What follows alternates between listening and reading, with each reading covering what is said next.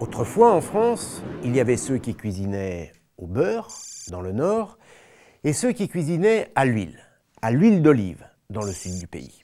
Et pour cause, c'est dans le sud, dans ce fameux midi de la France, sous le soleil de la Méditerranée, là où chantent les cigales et l'accent du pays, que l'on récolte les olives. Pour être très précis, en France, l'olivier est aujourd'hui cultivé depuis Bonifacio, en Corse, jusqu'à Nyons, dans la Drôme, en passant par le Languedoc-Roussillon et bien sûr la Provence.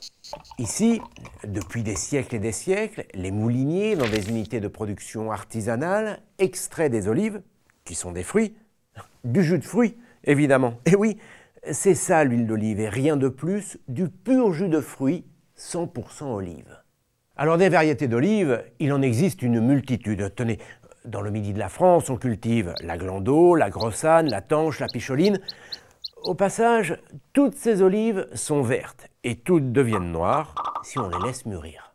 Les sols sur lesquels poussent les oliviers ne sont pas non plus partout les mêmes. Et puis, il y a aussi le savoir-faire des mouliniers qui façonnent leur huile comme de véritables œuvres d'art. Autrement dit, selon la région de production, selon le terroir, l'huile extraite des olives ne sera pas la même. Elle n'aura ni le même goût, ni les mêmes arômes. L'huile d'olive du midi de la France est ainsi produite dans une quinzaine de bassins de production différents, dont 8 sont en appellation d'origine contrôlée, les fameuses AOC. Au niveau européen, on parle d'AOP, appellation d'origine protégée. Il y a celle de Corse, de Provence, d'Aix-en-Provence, de Nice, de Nyons, de Nîmes, de Haute-Provence et de la vallée des Baux-de-Provence.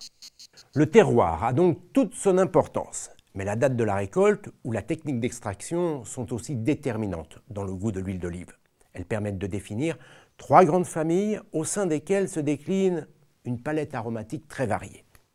Des olives récoltées avant maturité vont donner une huile au goût corsé qui développera des arômes plutôt herbacés, végétaux, idéal avec des poissons gras, des viandes blanches et rouges, en salade ou encore dans les pâtes.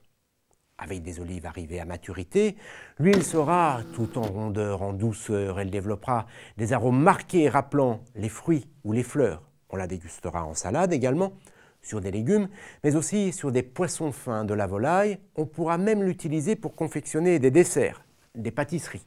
Enfin, avec des olives que l'on a laissées maturer après la récolte, on obtiendra une huile au goût fruité d'olive noire, rappelant le goût de la pâte d'olive, de la truffe et des odeurs de sous-bois, à consommer en salade, mais aussi avec du gibier, des pommes de terre, des abats ou encore des crustacés. Bref, il y en a pour tous les goûts et toutes les occasions. Alors aujourd'hui, un Français consomme en moyenne chaque année 1,5 litre d'huile d'olive. Le plus souvent, de l'huile qui vient d'Espagne, d'Italie, de Grèce ou encore de Tunisie, généralement produite de façon industrielle. Il faut dire qu'en France, la production est limitée et qu'elle est restée artisanale. Mais avec tous ces terroirs et le savoir-faire de ces mouliniers, l'huile d'olive du midi de la France est l'une des plus réputées dans le monde. Par conséquent, pour vous faire plaisir, eh bien, ne cherchez pas midi à 14 h.